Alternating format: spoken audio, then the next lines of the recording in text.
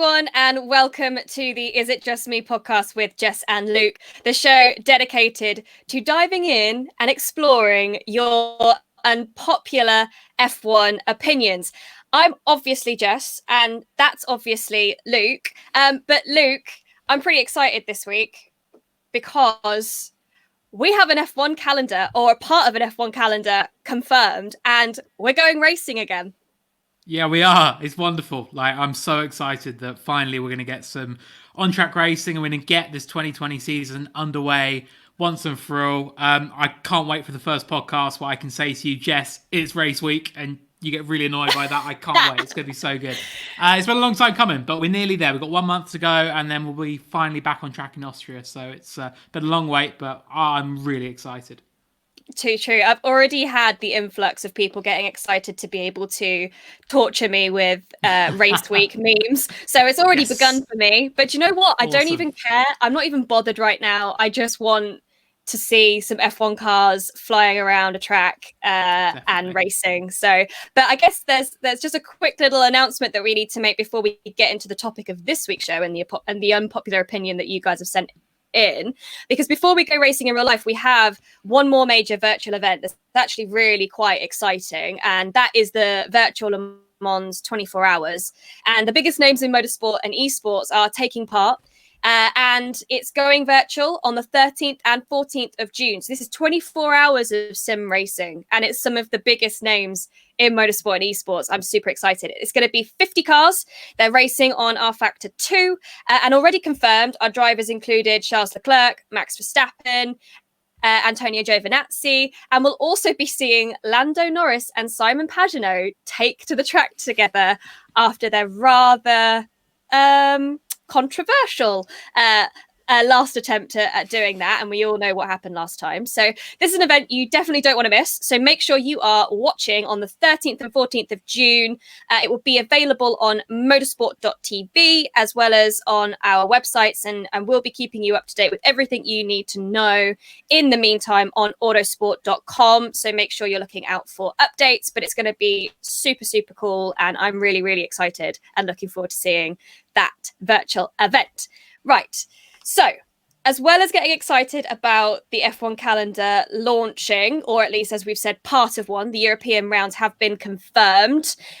The other chatter around this week was to do, obviously, with qualifying and a potential experimental shift in quali for the 2020 season was proposed in the form of reverse grid sprint races. And I put out on Twitter kind of trying to see what people thought about qualifying as a format. So I put out saying, what's your hot take on F1 qualifying? Do you want reverse grids? Do you think there's a better format? Or should we just not touch it at all? And we got a great reply from Ads Online, who said, I think it's fair to trial it, but I also think that the knockout quali thing could have worked if the teams had read the rules properly. That could do with another trial. So this week's unpopular opinion is elimination qualifying was actually a good idea. Now, Luke, I think this both made us smile, didn't it, when we saw this tweet? As they always do. All these tweets always make us smile. All these opinions always make us smile, because there's some takes that we don't even take into consideration. And bringing back elimination qualifying definitely wasn't on my list of things that I thought I would be seeing, but that's why we have this show. So, Luke, do you want to take the honours of reminding us about elimination qualifying in Formula One? I had banished this to a very dark place in the back of my mind, and I thought I would never ever go back there again. But here we are talking about it. But it's great. Like, as you said, this is what this show is all about. So elimination qualifying. Right. So this was back when Formula One were trying to sort of do a few things to maybe spice up the sport, make it a little bit more interesting, change things up. And beginning of 2016, they had the idea, led by Bernie Ecclestone, to maybe change qualifying. And we'd had the usual format on a Saturday of Q1, Q2, Q3, and the slowest 5 or 6 drivers from each of those sessions gets eliminated. And then in Q3, the final session, you have a final fight for pole position. That would set the grid from 1st to 10th. And then everyone else is already set. And F1 came up with the idea of, well, why don't we make it a bit more interesting? That instead of having at the end of every session, a driver is eliminated, why not making that every 90 seconds one driver is knocked out, and that bit by bit the grid gets set and the grid gets set, and you sort of have this like countdown every 90 seconds basically, to put pressure on drivers, maybe force some more mistakes from teams, and try and just spice things up a little bit more. And I mean, it was definitely an idea. It was definitely sort of put forward. But then in practice, we saw the first running of it in Australia. And it just didn't work at all. Like, we saw drivers, they would go out and do their runs as normal. But then instead of getting a second chance to improve, then for a lot of them, that would be it. They would be eliminated one by one. And we were left with a situation where teams were just sat in the garage basically waiting to be knocked out because they didn't have time to go out again and set another lap time. They were just sat there just waiting for the time to tick down. And drivers were even getting out of the car and into their civvies because there was just no point of trying to go back out. And it didn't work, and everyone said, oh, it's been a shambles, like, we need to get rid of this.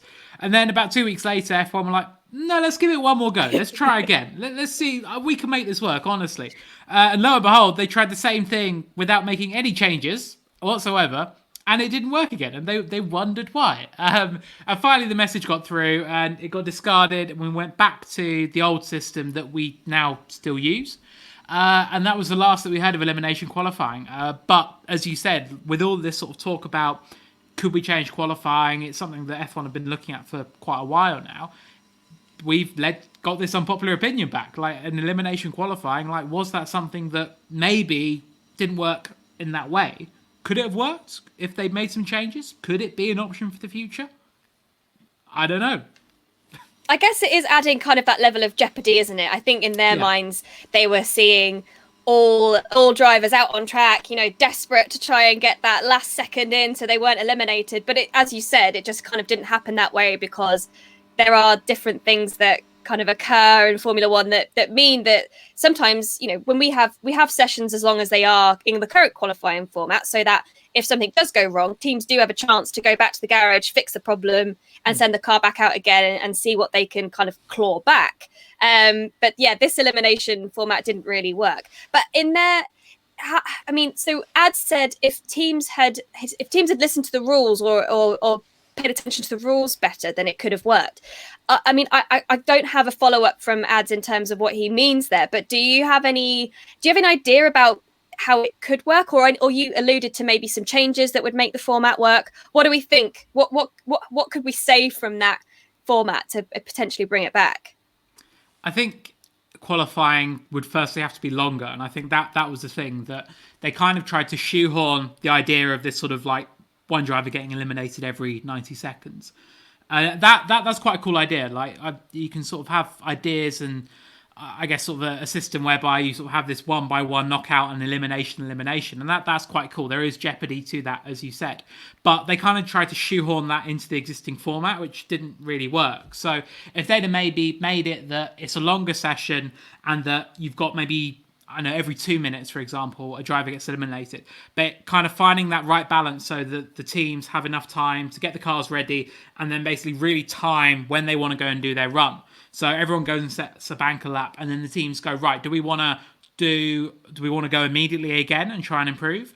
Or do we want to sort of risk being eliminated soon, but give it, say, 5 minutes until the track's improved, and then we go again, and then we could be that much quicker and maybe get that much further up the order. So the kind of risk versus reward, that element is there.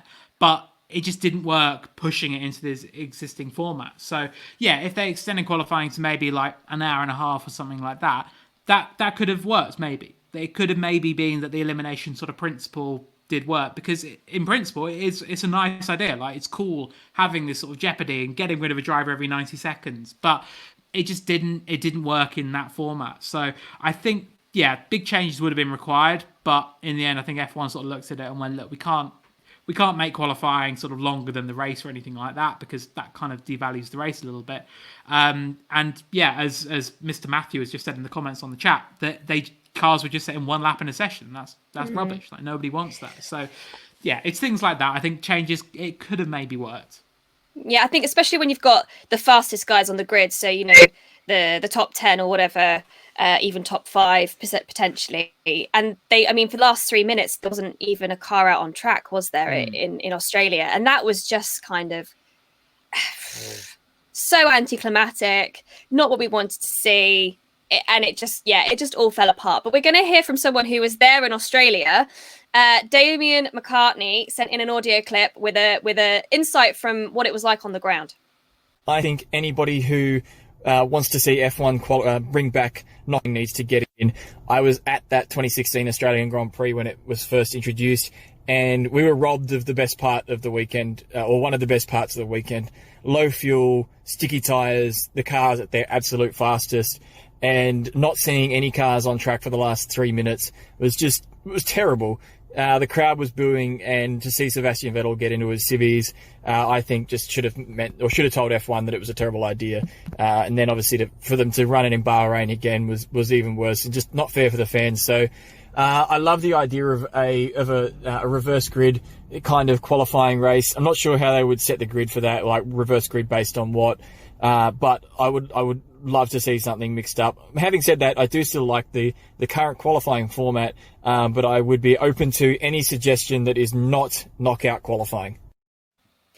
So very vehemently against knockout qualifying there. I mean, I think at the beginning the clip slightly altered, but I'm pretty sure I had get in the bin, which is a lot of... Actually, I put a poll out on Instagram earlier to see who was in favour. I was pretty shocked, Luke. Let me see if I can find the results of that. But essentially, it was almost a 50-50 split of people that actually liked the elimination format versus anything else. So currently, it's at 45 to 55%. So 45% think it's a good idea, and 55% say get in the bin, which is what is to Damien's tone as well. I'm pretty shocked, Luke. Are you shocked? Yeah, I mean, I saw that and I hit get in the bin immediately. I thought that you just see the big red bar whoosh up to be like 95% or something like that, and it didn't. I was like, whoa, and thought, okay, well, maybe like it's early on, people will get into the voting, but to hear it's still that close, I mean,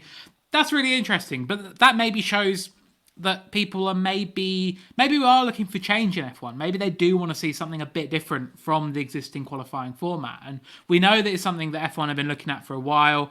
It's talks have been going on with teams, and obviously we've had it in the last sort of week or two that the teams have been given a proposal that was one team vote away from being pushed through and being a thing for this season, to have these sort of reverse grid sprint races to set the grid for the actual Grand Prix. So it's that, I think that does sort of buy into the idea that people are coming around to, let's get a bit of change in F1. Let's get a new qualifying format, because we've had this one for 14 years now. Yeah, maybe it is time for a little bit of change. Okay, I think we're going to go on to, because we've had some brilliant suggestions from you guys as to what we should, and some that Luke and I hadn't even really heard of before. But we'll come on to that a bit later, because the other side of the argument, so there's two. So in terms of how we lined it out, were you for elimination qualifying? Are you for reverse grid races to establish race qualifying? Or should we just leave it as it is? And a lot of people are very much like, why are you looking to change qualifying? Like, there's no reason. There are much bigger problems in Formula One. Obviously, a lot of those are being addressed by the new rule regulations coming in 2022. But I think even in 2016, Martin Brundle said, of all the things in F1 that I'd be looking to change, qualifying is the last place I'd be looking. So it's quite interesting that I guess it's all to do, really, isn't it, with the fairness and the spread of the field, and the fact that we have cars so much faster than the others, and we have this kind of Formula 1 and Formula 1.5, and sometimes even less than that if you're right at the back. Sorry, Williams. But that we do have the split grid, so could shaking up qualifying help that? But there are plenty of people that don't think there's anything wrong with it. So let's hear from Tom Pike and see what he thinks. I think qualifying is one of the most exciting parts of F1 at the moment. The championship gets decided after the first few races most seasons. A lot of the races are decided after the first few laps, but qualifying, last year, there's many times where any one of 6 drivers could get pole, and you didn't know who was going to get it till Q3, to the last moments. And even out to the top 6, the remaining drivers, except Williams, maybe, all had a chance of getting into Q3. So I think it's a case of it ain't broke, don't fix it, really. And we sort of have elimination anyway. with the Q1, Q2, Q3 format. I think just eliminating one at a time is just too difficult to sort of organise and police. I think the current setup works best.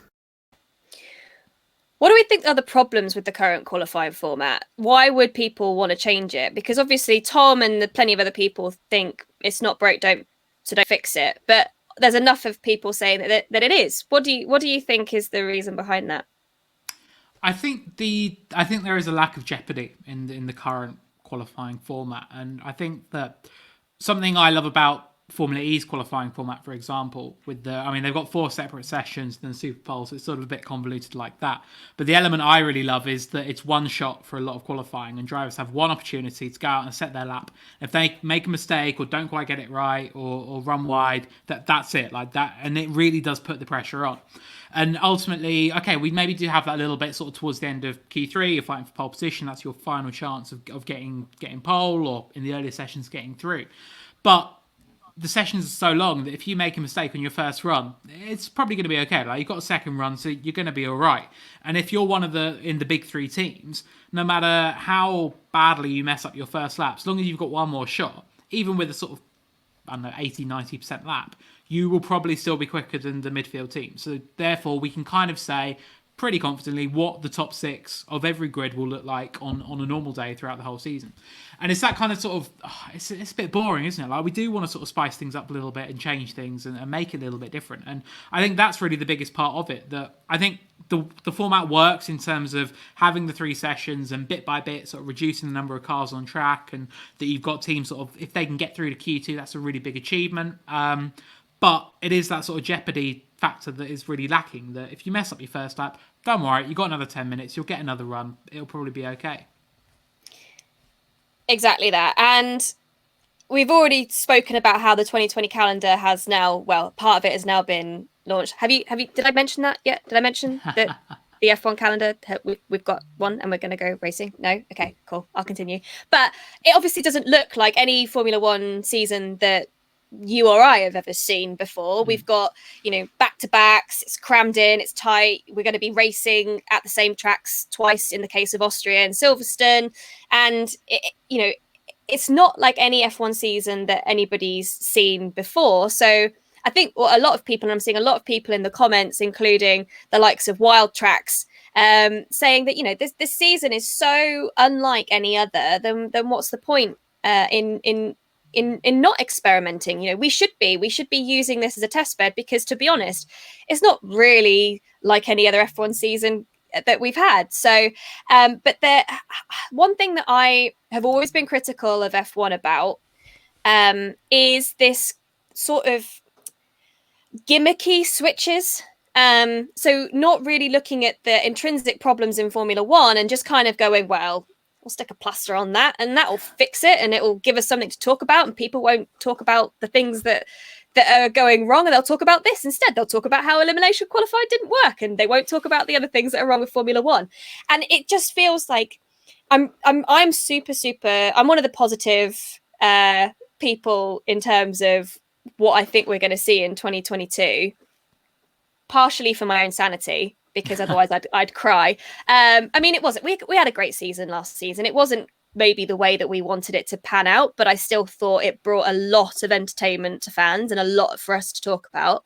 But there was this, I just feel like there usually has been these kind of shortfalls in their approaches to fixing the intrinsic problems in Formula One. And qualifying to me is a little bit like that. It just seems to be a gimmicky fix rather than let's break it down into the do's and don'ts. And I think there are people out there already, we're going to hear from Dorney in just a second, that are a bit afraid that this season already looks so abnormal.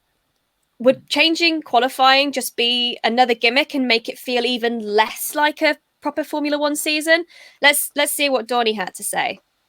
My hot take for the 2020 qualification format is that the setup should stay as it is, although I can see benefits to things such as a single hot lap or reverse qualifying, or even potentially elimination grids. I think the integrity of the 2020 season is already being called into question, and there's already critics asking if Hamilton does win a 7th title, or whoever the world champion may be at the end of this year, if it will have the same value as if it would have been a full season. I think that this is such a bad thing to be questioning to start with, and the playing around with quali formats and just almost using it as a test or a practice season is such a bad thing, and that to ensure the integrity of the world title this year is maintained and it is held with value, I think the qualification format needs to stay as it is. So again, kind of echoing a few bits that I said there about, is this just a gimmicky change? Like, what's it all about? What do you think, Luke? Do we need to worry about the integrity of this upcoming season? Yeah, I think we do. I think there is sort of concern about the sort of how valuable a title would be this year. I mean, I think all of the leading drivers, Sebastian Vettel, Max Verstappen, they've been asked about it. And they've all said that even if it's a season with, say, 10 races, we hope we're going to get more than that. The plan is still for between 15 and 18 races. But they've said that a 10-race season, that for them, that wouldn't devalue the championship. Like, that wouldn't make it any less of a win. And I don't think we do want it to be that whoever wins the title this year, say, hypothetically, Lewis does win a 7th world title. And, okay, say he wins the 7th world title and never wins another one, so him and Schumacher are always tied. Would people go, okay, Schumacher and Lewis, they were tied, but Lewis, one of his titles, that was 2020. Yeah, that was we had COVID, and that was the sort of really weird season where it was shortened, and we had back-to-back races at different tracks and whatever. And I think there is that concern about sort of the integrity, and I think just how valuable the whole season will be on that front. So that has led to some of this debate about, okay, well, should we just say, look, it's not going to be a real season. Should we just try and throw in some different things and try different quali formats, try sort of spicing up the races maybe? And that's something that Christian Horner, he was pushing for in all the meetings. And he said, look, if you don't do it now, you're never going to do it, because there will never be another season like this where there are other circumstances involved that you can sort of spice things up and change things. But personally, I think I would agree with Dorney's points there. I think that it is, you don't want to make it even less valuable. Like, I don't think we do want to sort of throw in some more things and change things up again just for the sake of it. And I think the argument that has been made is that if we have consecutive races at the same track as we're having with Austria and as we're having with Silverstone, that you might get the exact same Grand Prix play out one weekend after the other. I really don't think that's the case. Like, ultimately, you're going to have teams and drivers, they're going to learn from that first race. Like, they're going to know way more going into that second race weekend about how to approach it, what to do with strategy and things like that. But they're also, you just don't see it. Like, you don't see two races in a row play out exactly the same way. And I mean, we've seen in Austria, for example, Max Verstappen has won each of the last 2 years there, but that last win he took in 2019, I mean, that went down to the very sort of final few laps in his fight with Leclerc. The year before, he ran away with it. So I don't see it that way. I really don't see how we've got to sort of jam in these sort of gimmicks and changes just because people are worried that we're going to get two of the same Grand Prix playing out, because you never ever see that. Well, I think Robert is going to agree to disagree with you here. So let's hear what he had to say about why we should be experimenting. I think reverse grid could be an interesting idea, especially now, the best time to test it with this really, really weird season going on and having two races at the same venue. And, we could even possibly give Max Verstappen or Charles Leclerc a chance of the title. And, it could definitely mix things up. Now's the best time to try this out. So for argument's sake, why don't we take a look at some of the proposed experimental reworks for qualifying? Now, obviously, the first and one that a lot of fans were getting excited about was this reverse grid sprint race format that could really spice things up and have, more races potentially like Germany, where we're seeing cars come from the back, like the fast cars come from the back of the grid and try and make their way through the pack. So obviously that is something that happens in Formula 2. We see it in feeder series, in quite a number of the other series. There is this whole concept of having the fastest car start at the back to give us a bit more of a, well, to impede them more, to stop them running away too much, but also to give fans a bit of enjoyment. So what was your take when that idea was released? Were you intrigued? How did you feel about it? I could definitely understand it, and I could definitely see why there is the appeal of it, because as you rightly say, you would see the fast car starting at the back of the grid. The idea was to do it based on championship order, so whoever's leading the championship would start this qualifying race at the very back. And that does sort of lead to the idea of sort of, these cars fighting through the field, and you'd have again the sort of risk versus reward. Like, okay, if you're running in the middle of the pack, do you want to go for that overtake and try and get another position up the grid for the Grand Prix? Or do you want to sit back because you know that if you don't quite get that move right, you might crash. That might send you all the way to the back. Then you're starting at the very rear of the grid. I mean, that would be really cool. That would really, I think, throw in another curveball for drivers, for teams to consider when it comes to their sort of strategy and how they're going to play out, how they're going to sort of approach it and think about it. But I think that if that was every weekend, for example, I think it would get quite boring quite quickly. And I think the big teams, as they have a tendency to do, they would work out the best way to approach it. And it would end up with quite a sort of samey approach by the end of it. So I think the proposal was that this would only be for the tracks where we're having double header races, which is fair enough. But yeah, I just think, I don't know. And it does remove some of the sort of the value of qualifying. Like, again, what would be, I mean, there would be none of that sort of, we wouldn't at any point in the weekend, apart from FP2, which frankly is a practice session and not at all exciting, we wouldn't see the drivers running on low fuel, pushing their cars to the absolute maximum that they would be able to achieve. And that's part of the magic of F1. Like, we want to see these drivers going as fast as they can, like really taking as many risks as they possibly can to get every last tenth of a second out of their F1 car. And I just don't think we would have that if we went for this sort of qualifying race format. It would be exciting, sure, but it would, I think, remove one of the most brilliant parts of our sport. Yeah, I agree.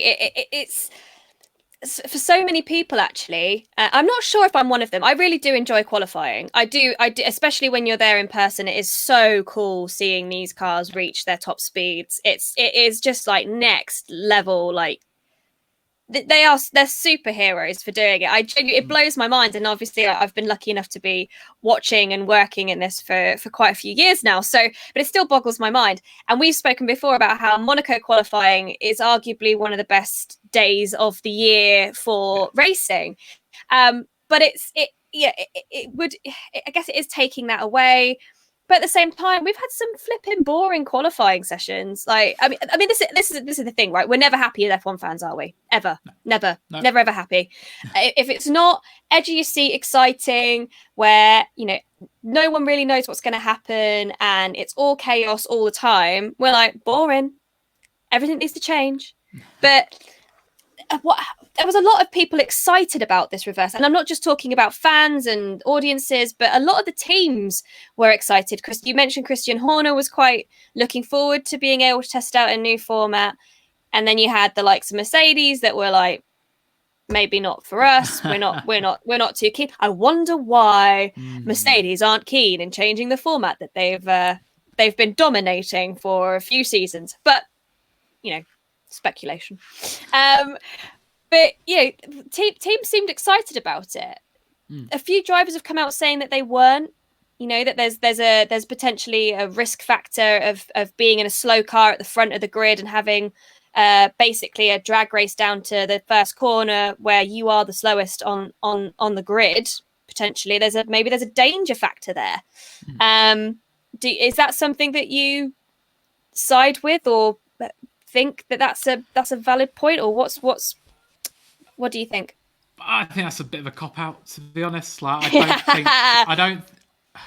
It's not like in sports car racing where there is such a dramatic difference in the speed between cars that it causes a big safety issue racing in different classes, for example. I mean, Williams even last year, and they were slow. But even then, at no point would you have put them at the front of the grid and it be a dangerous thing. I mean, they would have just sort of probably slipped back through the order as the race wore on. And obviously, the idea of reverse grid, you said that it's used in Formula 2 and Formula 3. From the feature race, they flip the top 10 for the sprint race. But the complete reverse grid, that was experimented in W Series last year. And this was a great idea, I thought. They were at Assen in the Netherlands and said, look, let's just do it. We have our race on a Saturday. Let's do a Sunday race where we have a non-championship round, flip the grid completely and see how it goes. And you did see the top drivers, Alice Power, Jamie Chadwick, they were able to fight their way from the back of the field right up the order. Lots of great overtakes. But I believe the winner was Megan Gilks, who had been struggling right at the back of the field all the way through the season, but was able to win the whole race because of this reverse grid format and was able to defend really well in the closing stages. And I think that kind of experiment, that was a really, really cool idea to try and just show that it can work. And again, W Series is a spec series, so a little bit different. But I think that, I don't know. I think the drivers, if they're against it, I think using sort of safety as a grounds, that doesn't really wash with me, because ultimately it's no different, I think, to an actual Grand Prix in terms of safety or how they would approach it. Grant sent in a rather interesting alternative to all of these formats. And this is the one that we were talking about at the top of the show that you and I, Luke, hadn't heard of before. But it sounds intriguing. Let's listen to what Grant's proposed. I think a interesting twist you could add to the reverse grid qualifying is make it like an Australian pursuit, which is something that we do in America on short tracks with like a winged sprint, where you take fastest practice time and have them start in the back. And as they move forward and pass people, the people they pass have to pull off the track.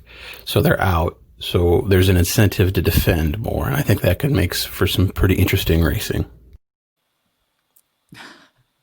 Australian pursuit qualifying. Love it. Now, that to me just sounds insane. Like, but almost, I'm almost genuinely intrigued to see it play out. Like, I'm quite interested in that one. What do you think it would work?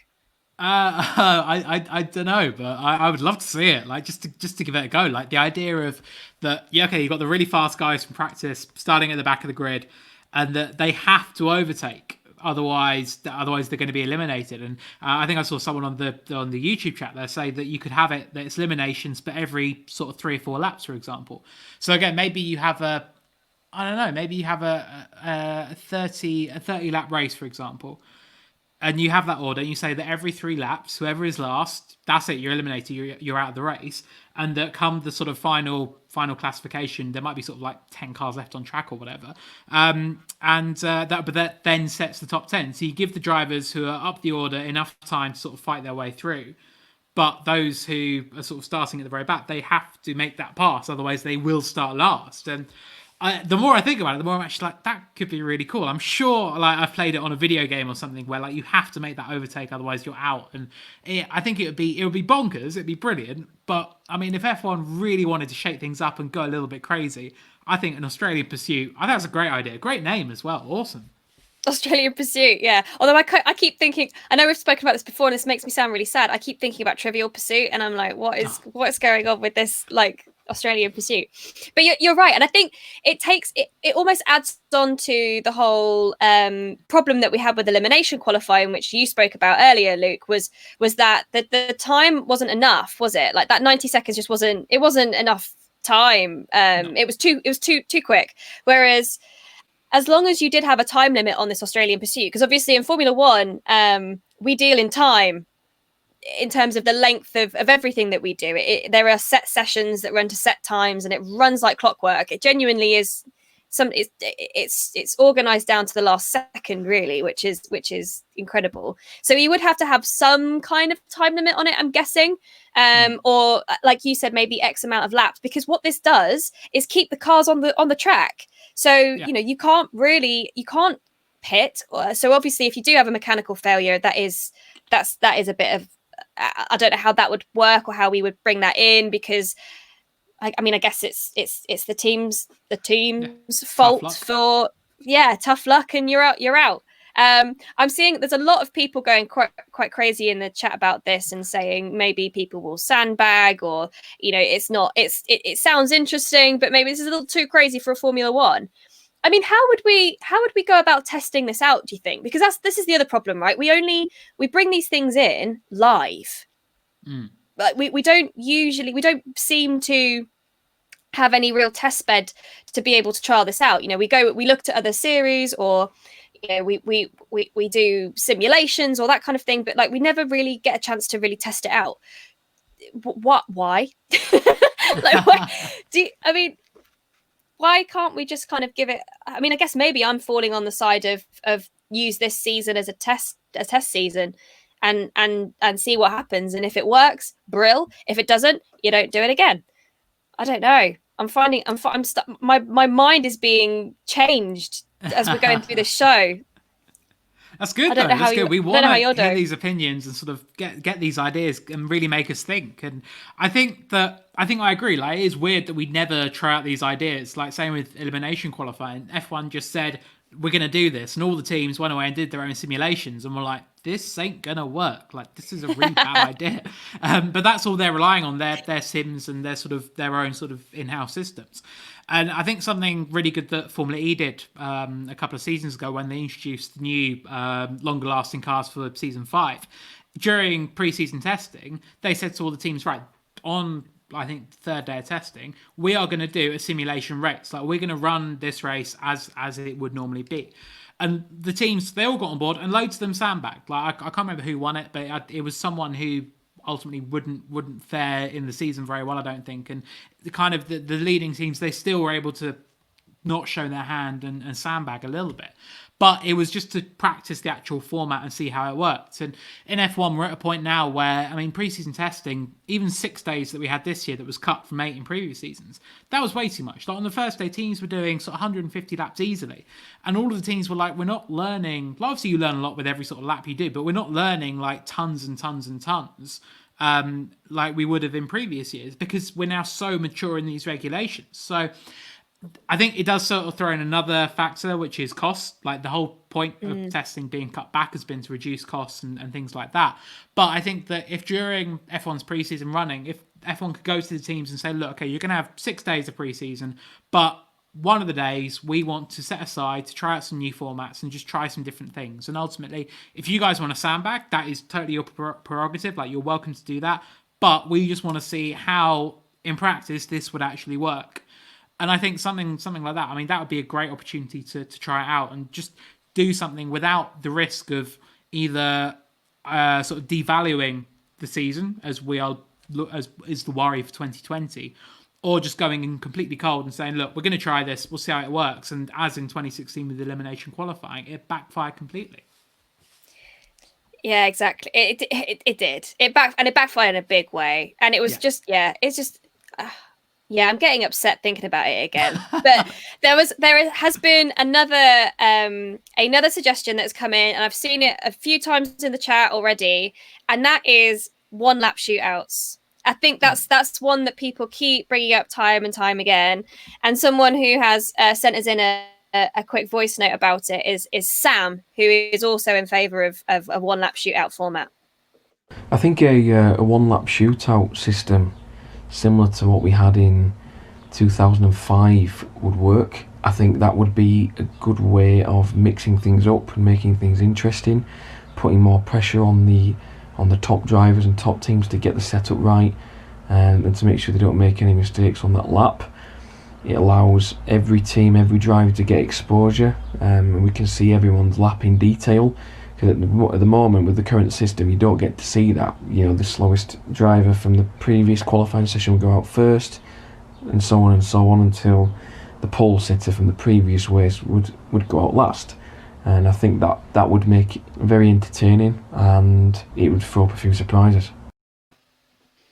So, I've never really been a massive fan of this idea, personally, but I think Sam does raise a good point in talking about the fact that each of the drivers would get their own individual chances to kind of go out and shine and show off, or at least get some airtime, because that's a big again, we always bring up topics that I want to go into. I'm like, no, we have to part them because they're too big. But obviously, like there is that the funny thing from last year was the fact that Carlos Sainz never got a look in edgeways on the TV coverage. Obviously, he's found a brilliant way around that by signing for Ferrari. I mean, the lengths that people go to get some TV coverage, I'll never understand. But what do you think of one lap qualifying, and do you think that it actually could be quite good for the drivers as individuals to get more airtime? It would definitely tick that box, yeah. And that was a big thing that the smaller teams back when it was last season, 2005, they loved. Like if you were a Minardi or a Jordan, and we're probably not going to be on telly. Like you're not going to see a lot of us. But during qualifying, we're going to be the first car out. Like people are going to tune in, and you're going to see us on track. The camera solely focused on us. That was a really sort of good selling point for them, and I think it would definitely achieve that. And I think it would be a good way in that regard. I think particularly some of the smaller outfits, but I think. It is that sort of one lap jeopardy about it all that is really appealing as well. I mean, this is a real sort of geeky moment, but one of my favourite videos on the internet is Monaco Grand Prix qualifying from 2005, and you've got Kimi Räikkönen doing his final pole lap, and it is just an astounding lap. Fernando Alonso has just set the benchmark. Will go on to win the championship that year, and you got Kimi blowing around the streets of Monaco with that V10 engine, that McLaren, and he just finds time and takes pole by like half a second in the end or something like that. And it was just sort of the way that there was no sort of panic or worry in terms of like, okay, what am I watching here? Like, should I be watching Kimi or should I be watching Alonso or Schumacher or whoever? As we maybe kind of do have at the end of Q3 right now, like you're kind of just waiting for them to come over the line and being like, okay, it's Lewis, then Bottas, then blah, and just seeing can they improve, and you don't really get an appreciation or understanding of how quickly people are going and whether they're making the gains needed for pole. But with that, you absolutely got it. So yeah, one lap qualifying. I mean, it was a really cool system, and yeah, I actually think that it would be pretty cool to bring it back just for that sort of jeopardy and just to give us, I think, an understanding of, look, this is what qualifying is for. This is them pushing to the absolute limit. You can follow that lap round and really see the drivers going to the absolute max with their cars. So I think I'm on the side of let's maybe bring that back if we're going to do anything to change F1 qualifying. I've just seen a good point from Craig Bickerstaff, which we brought up on the screen just a second ago, and that was, would one lap shootouts really work? Because wouldn't track evolution mean that all the drivers at the end got the advantage? I mean, I'm guessing what you're saying is that the fastest guy goes out first, because he'll be at more of a disadvantage. But is that? I mean, there's so many factors, aren't there? This is the problem that Formula One's got. I don't think there is a perfect fix because there are so many factors to take into account. But is that a valid point from Craig? Yeah, definitely. And again, like you sort of think, okay, if you do badly in one race, because I believe it was in 2005 they ran it that it was the reverse order from the result of the previous race. So if you crashed out on lap one and were classified last in the previous race, you would then be going out first for qualifying. So again, if you had a crash or biffed off at the first corner or whatever, and then you're then at a disadvantage for qualifying in the next race as well, that would be an issue. But then maybe you could say, why not base it off FP3 results? So you say to the drivers, look, a bit like they do in MotoGP, say to the drivers, look, take practice a bit more seriously because this is going to set your order for qualifying. So if you are quickest in final practice, you then get final, you go out on track last in qualifying, therefore gain the advantage of an evolved track. But then throw in something like rain. If rain hits at the end of the session and all the guys at the start of the session don't have any, then again, they've got the advantage. So there's so many variables. There really, really is. But it could be a cool change, I still think. I've just seen a late entry in from One Barnett One, who says that we should stick with what we've got, but change the Q2 tyre rule. Now, that again, I feel like that's another subject for another podcast. There's so many like offshots here, like that we could be talking about. But that Q2 tyre rule is one that a lot of people are just a bit like, why is it there? Why is it there? Yeah, I don't know. Like I think it's sort of from the old era where you think, oh well, if you make it through, squeeze through on the harder tyre, then you've got advantage for the race start. But now, like the top teams, it's pretty obvious if they've got enough of a time advantage, so that all of them would do that anyway if they could over the midfielders. I don't think that would make any real difference, having it or not. Bin it off. Why not? I'm seeing like we should bring in banana peels and the blue turtle shell and just make it full Mario Kart, right? Why like not? Why not?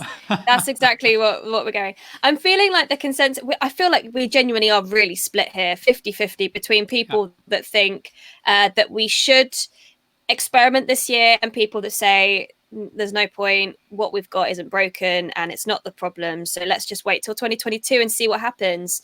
So real mix of comments here.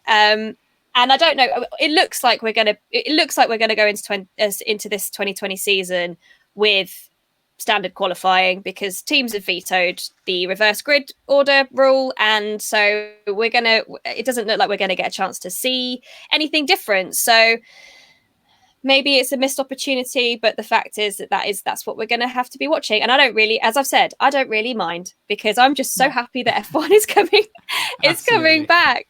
But I think that's pretty much all we've got time for. Thanks ever so much once again for joining us, everyone, and getting involved and sending in your comments. We've genuinely had such amazing opinions. We couldn't include them all in this show. There were so many. So thank you so much for sending your opinions. As always, look out for next week's topic. If you have suggestions for next week's topic, send them into isitjustme@motorsport.com, and Luke and I will do our best to go through and see what you are suggesting. If you're listening on audio, make sure you give us a review and subscribe. If you're watching us on YouTube and you're not subscribed already, why not? Hit that button, subscribe to us, because there's going to be more of this, plus loads more content coming out on the channels. And it just leaves me to say goodbye from me, and I'm not going to cut Luke off this time because he gets to say his own goodbye. Bye.